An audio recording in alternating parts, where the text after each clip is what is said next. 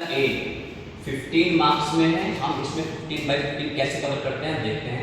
वही 15 मार्क्स में है अनसीन पैसेज, मैंने लिखा हुआ है पहले। अनसीन पैसेज जो है वो 15 मार्क्स में है, 15 मार्क्स में है। देखो पहला क्वेश्चन इसमें 3 मार्क्स का है, इसको हमें जो लिखना है ये 3 से 4 लाइन में ही इसका उत्तर लिखना है, इससे ज़्यादा इसका उत्तर नहीं देना। याद रखना है कोई इंपॉर्टेंट वर्ड देखो, कोई भी क्वेश्चन आया हुआ तो उसको देखो कि पहली लाइन में दूसरी लाइन में वो उत्तर कहाँ मिल रहा है, जो इसमें वर्डिंग दे रखी है वो वर्डिंग उसमें कहाँ मिलेगी वहाँ से मान लीजिए। तो 3 से 4 लाइन में उत्तर ज़्यादा बनानी चाहिए, 3 से 4 लाइन लास्ट पेज में, ठीक है। कुछ वर्ड है जैसे कुछ चीज़ें होती है जैसे इंपॉर्टेंट वर्ड अंडरलाइन करना और इन्वर्टेड कॉमा लेना, ये सब चीज़ें होनी चाहिए। और तीसरी चीज़ है राइटिंग क्लीन रखनी है, क्योंकि राइटिंग वर्ड की है तो राइटिंग क्लीन रखनी है। और इसमें ब्लैक पेन का भी यूज़ आप कर सकते हैं आंसरिंग करते टाइम, ठीक है भाई। ऐसे ही क्वेश्चन नंबर 1 है, क्वेश्चन नंबर 2 है, क्वेश्चन नंबर 3 है, क्वेश्चन नंबर 4, ये सारे क्वेश्चन 3 नंबर में है। अनसीन पैसेज है ये। और क्वेश्चन नंबर 5 देखिए, क्वेश्चन नंबर 5 जो है अगर मैं इसको देखता हूँ कि एक मार्क्स में कितने मार्क्स होगा, 1 मार्क में 1 मार्क 1 मार्क। इसमें वर्डिंग देनी होती है, जैसे ये एक वर्ड में उसका उत्तर देना होता है, जैसे सिनोनियम हो गया, एंटोनियम हो गया, वन वर्ड सब्स्टिट्यूशन हो गया, फ्रेज हो गई, एक वर्ड में इसका उत्तर देना होता है। कि बच्चे यहाँ पर गलती करके आते हैं 3 से 4 लाइन में एक उत्तर लिख के आते हैं जो कि ये गलत हो जाते हैं। अरे बात समझ में, ठीक है। अब ये 15/15 में ऐसे ही कवर करते हैं कि हमने 3 नंबर में दे रखा है तो उसको उसी फॉर्मेट में लिख के आना है। 203 लाइन होनी चाहिए, 4 लाइन लास्ट हो गई, उससे ज़्यादा नहीं लिखना है किसी बच्चे को, ठीक है। 3 नंबर में ये है, 3 नंबर में ये है, 3 में ये है और 3 में ये 1 नंबर में, ठीक है। सेक्शन बी राइटिंग सेक्शन है, आर्टिकल इसमें आता है 10 नंबर में, ठीक है। मैंने कुछ आर्टिकल दिए हैं, डाउट सिस्टम हो गया, दहेज प्रथा होता है, दूसरा हो गया पॉपुलेशन, थर्ड हो गया पॉल्यूशन हो गया, फिर हो गया पॉपुलेशन, फिर हो गया एजुकेशन, फिर हो गया योर विजन इन लाइफ, आपका जो विजन है वो क्या है लाइफ में, ये भी आ जाता है कई बार। और फिफ्थ है health is wealth, importance of games, 7 है ऑनलाइन क्लासेस और 8 है राइजिंग प्राइसेस। 90% चांस है जितने भी आएंगे 3 के तीनों में से किसी में से आ जाएंगे, इनमें जरूर आ जाएंगे, 90% चांस है। लेकिन अगर 1-2 भी आए कभी भी आप इनको प्रिपेयर कर लो सही तरीके से। कुछ इसमें चीज़ें हैं जो इम्पोर्टेंट है, हमें लिखनी ही चाहिए, जरूरी लिखनी चाहिए। तो पहली हेडिंग हो गई इसमें इंट्रोडक्शन, जरूरी है किसी भी टॉपिक को लिखते समय, किसी भी आर्टिकल को लिखते समय हमें पहले उसमें इंट्रोडक्शन जरूर लिखना है। और ये वाली जो चीज़ें हैं बीच वाली, बेनिफिट हो गई, एडवांटेज हो गई, ड्यू टू रीजन ऑफ, मतलब ये जिसका रीजन है वो है, तो ये बदल सकता है हर एक जगह। मान लीजिए बेनिफिट, तो पॉल्यूशन का क्या बेनिफिट है, वहाँ पर तो बेनिफिट नहीं आएगा।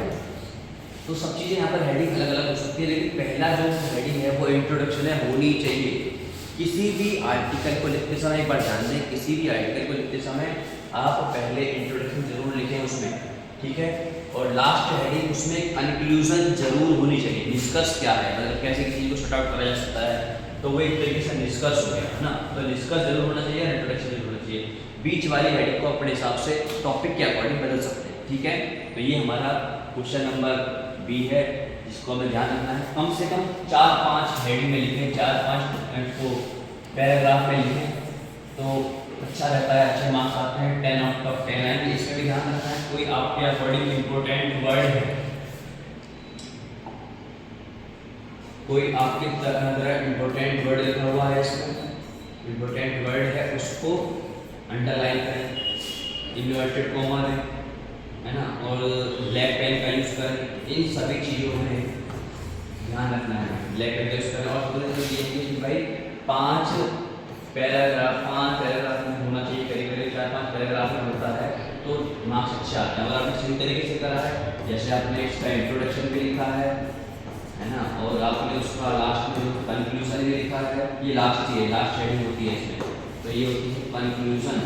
तो अगर ये भी लिखा है तो अच्छे मार्क्स आएंगे, मतलब 10 आउट ऑफ 10 हम कवर कर सकते हैं आसानी से। आइए बात समझते हैं, ठीक है। सेक्शन बी में जो आते हैं वो लेटर आते हैं, और लेटर बेसिकली कितने प्रकार के होते हैं, 2 प्रकार के होते हैं। एक होता है फॉर्मल लेटर और दूसरा जो होता है वो हमारा इनफॉर्मल लेटर होता है। हमें एग्जाम में देखने को मिलेगा फॉर्मल लेटर। आइए बात समझते हैं कौन सा लेटर देखने को मिलेगा।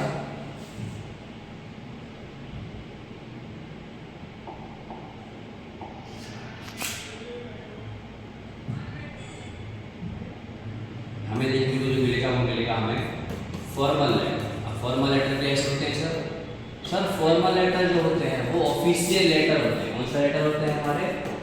ऑफिशियल लेटर होते हैं।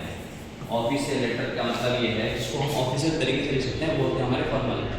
और जो हमारे ये वाले लेटर्स हैं ये होते हैं हमारे फ्रेंडली लेटर, और दूसरा है फैमिली लेटर। ठीक है, आइए मैं इसको आपको समझाता ही हूँ कि भाई फॉर्मल लेटर बेसिकली का फॉर्मेट क्या है, आप उसको उसी फॉर्मेट में लिख कर आए। ठीक है, ये है क्वेश्चन नंबर बी का क्वेश्चन नंबर 3 होता है ये, हम आप इसको ले सकते हैं क्वेश्चन नंबर 3 आपको ये मिल जाएगा, क्वेश्चन नंबर 3। ठीक है, हम इसको हम जब फॉर्मल लेटर का फॉर्मेट देखते हैं, फॉर्मल लेटर का फॉर्मेट, तो पहला जो है इसमें एडिंग होती है address of the sender.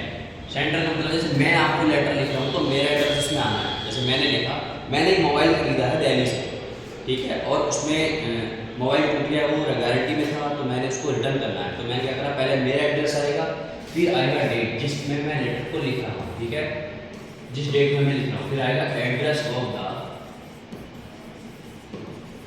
Receiver, फिर आएगा इसमें सब्जेक्ट, मैटर क्या है, जैसे मैंने कहा भाई ये तो ब्रोकन मोबाइल गारंटी, तो इसमें सब्जेक्ट आ गया। फिर आएगा इसमें सैल्यूटेशन, और फिर आएगा इसमें body of the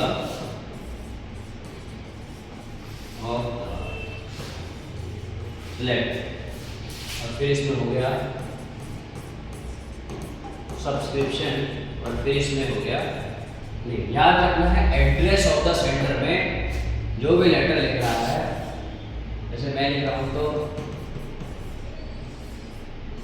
writer of the address, एक तरीके से समझ लो, जैसे मैं राइटर हूँ, मैं लिखने वाला हूँ, तो मेरा ही एड्रेस में एड्रेस आना है। ठीक है, मैंने इसको ऐसे लिख दिया है, तो एड्रेस द सेंडर, समझ गए होंगे ये चीज क्या है। तो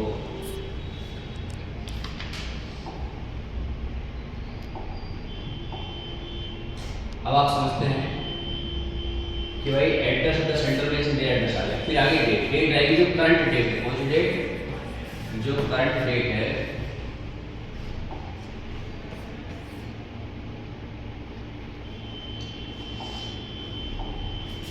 जो करंट डेट है वो इसमें डेट है करंट। अब इसमें जो एड्रेस रिसीवर है, जैसे मैंने दिल्ली से खरीदा है तो दिल्ली का एड्रेस आएगा। सब्जेक्ट जो है, जो जिस चीज़ के बारे में आप लिख रहे हैं वो हमारा लेटर है। फिर है सेलिब्रेशन, सेलिब्रेशन में क्या होता है, हम अगर कवर करें इसको तो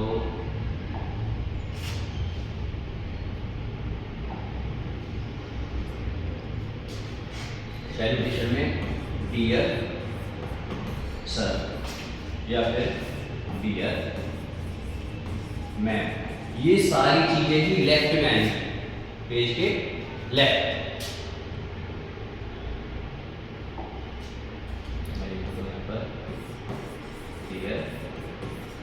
सर या फिर डियर, ये सभी चीजें पेज के लेफ्ट में आएंगी। लेफ्ट में तो लगाया पड़ता है।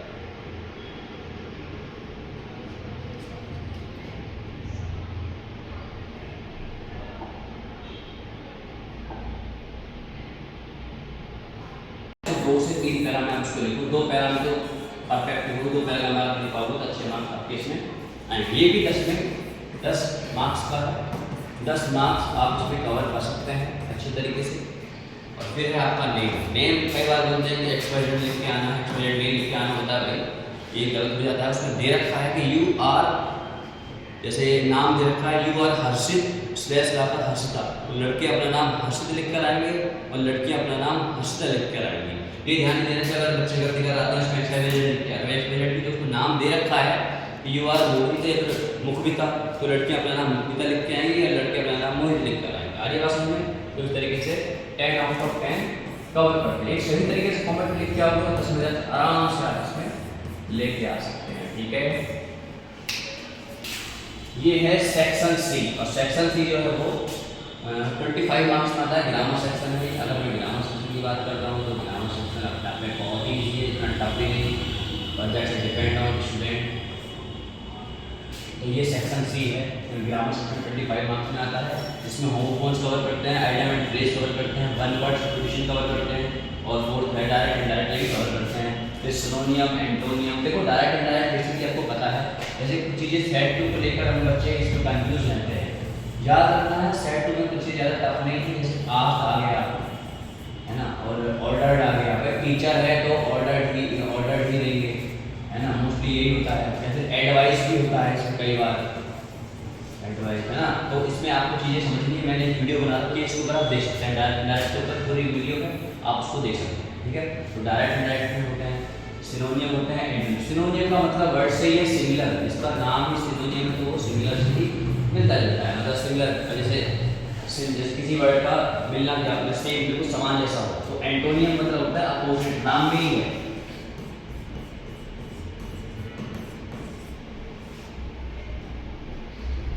और ऐसे ही फिर आता है एन, अगर कुछ वर्ड्स ग्रामर सेक्शन में और कुछ चीज़ें हैं वो भी इसमें ही 20 मार्क्स में कवर होती है। जो 4 मार्क्स में है वो आता है 5 मार्क्स में, हिंदी टू इंग्लिश ट्रांसलेशन, ये 5 नंबर में आता है, ठीक है। इस तरीके से आप इसको कवर कर सकते हैं, ये बहुत ईजी है। मोस्टली याद रखना है कि हिंदी वाला जो आता है, हिंदी टू इंग्लिश में, इसमें सब्जेक्ट प्लस एक्शन की सेकंड फॉर्म प्लस ऑब्जेक्ट को कवर करते हैं। ये बहुत आसान है, आप इसको कवर कर सकते हैं। जो भी आपको डाउट रहेगा आप मुझसे कॉल कर पूछ सकते हैं।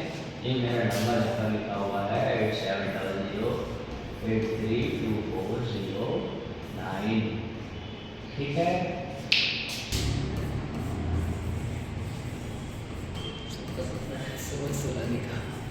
मैं कभी बच्चों, मेरे बच्चों के आते हैं यहाँ पर,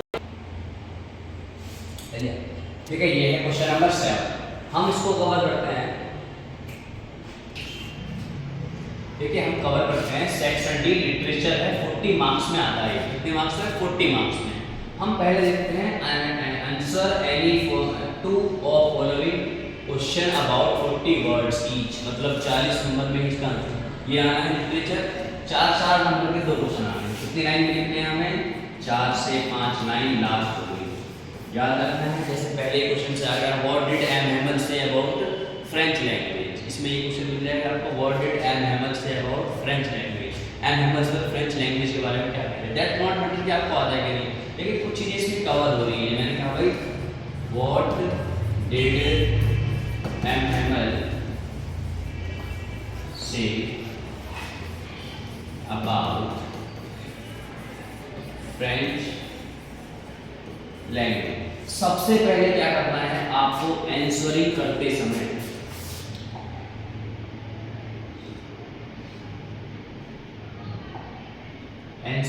समय हम पहले क्या करेंगे, इसमें राइट कर लिया, मैं पहले ही क्वेश्चन अटेम्प्ट कर रहा हूँ, तो मैंने लिखा पहले 7 का क्वेश्चन नंबर 1। तो पहले मैं लिखूंगा चैप्टर का नाम, चैप्टर नेम, ये आंसरिंग करने के तरीके हैं, ठीक है। फिर इसमें आ गया ऑथर नेम, अब हम फिर कवर करते हैं। मैंने लिखा इसमें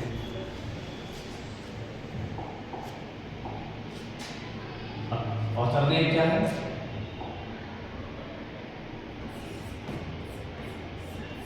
एल्फोंस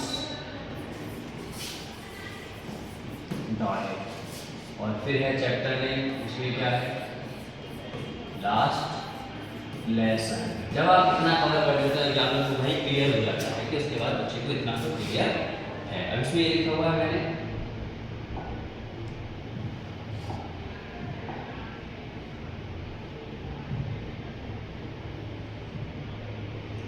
व्हाट डिड एम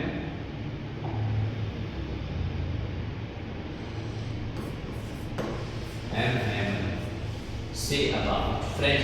सबसे पहले आप लिखोगे एम हैमल, से की जगह सेकंड फॉर्म में जाएगी। याद रखना है आंसरिंग करते समय, मैं अगर इसको रेज भी कर दूं, आंसरिंग करते समय हम पहले चैप्टर का नाम डालेंगे, चैप्टर नेम, फिर हो गया ऑथर नेम, और उसके बाद आंसरिंग करते टाइम हम आंसर को पास्ट इंडेफिनिटिव फॉर्म में लिखेंगे, पास्ट इंडेफिनिट का सेंस क्या है सर? ये है सब्जेक्ट प्लस एक्शन की सेकंड फॉर्म प्लस ऑब्जेक्ट। इस तरीके से आप आंसर करेंगे। मेरा कहने का सेंस क्या है कि कहानी हमेशा पुरानी होती है, तो पास्ट में उत्तर दे सकते हैं, हम उसे प्रेजेंट में उत्तर नहीं देंगे। आगे बात में तो ये हो गया हमारा क्वेश्चन नंबर 7। अब क्वेश्चन नंबर 8 को कवर करना है। क्वेश्चन नंबर 8 आएगा इसी में से, और लॉन्ग क्वेश्चन आएगा। कोई दो क्वेश्चन आएंगे, ए और बी।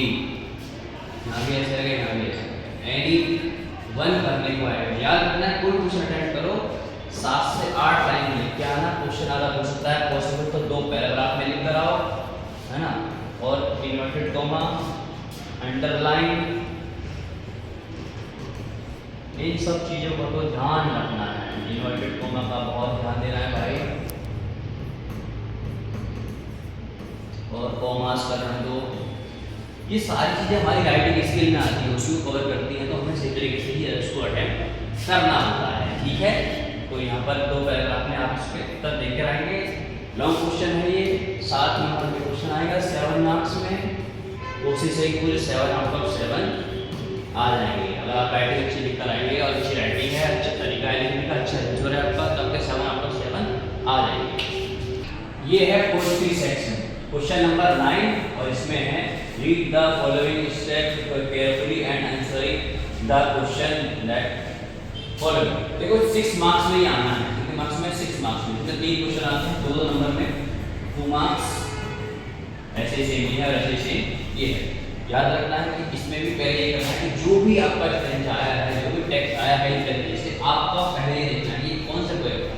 तो आपने देखा हमारे इस सेक्शन से आ गया हमारा 6, तो पहले आप लिखोगे पोएम नेम, फिर हो गया मैं मतलब 56, फिर लिखो पोइट नेम। पोइट नेम मान लीजिए कौन है? कमला दास। तो आपने उस तरीके से उसको लिखा। उसके बाद आंसर करो। 6 मार्क्स में डेफिनेट क्या होंगे? 6 आउट ऑफ 6 ही आएंगे। सही तरीके से करके आएंगे, किस तरीके से आएंगे। लेकिन अगर कोई मिस्टेक करता है तो आपको मिस्टेक। मैंने कहा भाई आप फिर समझिए 6 मार्क्स में 3 क्वेश्चन आ रहे हैं, 2 मार्क्स 2 मार्क्स 2 मार्क्स में कवर हो रहा है, तो इतना टफ नहीं है ना। फिर देखते हैं कि किसी भी स्टैंडर्ड कवर करते समय पहले देखना है कौन सी पोएम का है, क्या उसको पहले पोएम नेम लिखें, फिर लिखें पोइट नेम। पोइट नेम मतलब है जिन्होंने इसको लिखा, जो इसके कवि है। अब फिर ये है क्वेश्चन नंबर 10, ये है 4 मार्क्स में। कितने मार्क्स में? सेंट्रल आइडिया हमेशा 4 मार्क्स में ही आता है। इसमें 3 सेंट्रल आइडिया मैंने आपको बताए हैं। पहले तो 2 ही इंपॉर्टेंट है, my mother 56 which was belong to Kamala, Kamala Das ji ने लिखा है, बहुत अच्छी पोएट्री है। और दूसरे हैं कीपिंग क्वाइट, कैपिटल नैरेटिव, ये भी ठीक ठाक लिखते हैं। और तीसरा ये है 2 सेंट्रल आइडिया हैं, 2 में से ही एक 100% आ जाएगा। 100% मैं कह रहा हूँ कि दोनों ही आ जाएंगे, दोनों आएंगे। और एक करना है आएंगे तो एक करने के लिए तीसरा ये मैंने आपको बता दिया, थिंक ऑफ ब्यूटी। 3 में से 2 पक्के हैं कि आना ही आना, ठीक है। तो 6 नंबर ये होगा, 4 नंबर 10 नंबर का आपका पोएट्री से आता है। That's all. क्वेश्चन नंबर 11 और 12। देखो क्वेश्चन नंबर हम पहले 11 को कवर करते हैं। इसमें भी एक सही फॉर्मेट है, 2 क्वेश्चन आएंगे, 2 में से मुझे करना है। 4 मार्क्स का क्वेश्चन है, 3 से 4 लाइन में ही इसका उत्तर देना है आपको, ठीक है। याद रखना है, इन्वर्टेड कॉमा का ध्यान रखना है, अंडरलाइन का ध्यान रखना है, राइटिंग स्किल का ध्यान रखना है, राइटिंग अच्छी होनी चाहिए, ठीक है भाई। और उसके बाद हमारा ब्लैक पेन का भी हम यूज कर सकते हैं। ऐसे ही क्वेश्चन नंबर 3 भी, क्वेश्चन नंबर 2 में से ये करना है, ठीक है। इसमें मुझे ज़्यादा समस्या वाली बात है। हम क्वेश्चन नंबर 12 को, क्वेश्चन नंबर 12 जो है इसमें भी लॉन्ग क्वेश्चन है, लॉन्ग क्वेश्चन 7 नंबर में आएगा, 7 मार्क्स में। 2 पैराग्राफ इसको लिख कर आओ। और इसमें एक क्वेश्चन आ गया, जो क्वेश्चन आ गया और लिखा इसका लिखेगा एनिमल, इस तरीके से भी आ सकता है, ठीक है। या तो एनिमल लिख करेगा तो ऑप्शन दे देगा, या फिर दे देगा कि एक क्वेश्चन देगा और लिखकर इस तरीके से आ सकता है। तो इतना दुनिया में सिंपल आ जाएगा एनिमल, ठीक है। ये क्वेश्चन आ गया, ये क्वेश्चन आ गया, ये क्वेश्चन आ गया। 2 में से करना है, 7 मार्क्स में है, 2 पैरा में लिखना है, राइटिंग स्किल इसमें भी ध्यान देना है, ठीक। कोई भी समस्या रहेगी आप मुझे इस नंबर पे कॉल कर सकते हैं, ठीक है भाई। और इसी वीडियो को आप 3 सबके चैनल पर देख। तो आज के लिए थैंक यू, और पूरी वीडियो देखने के लिए धन्यवाद।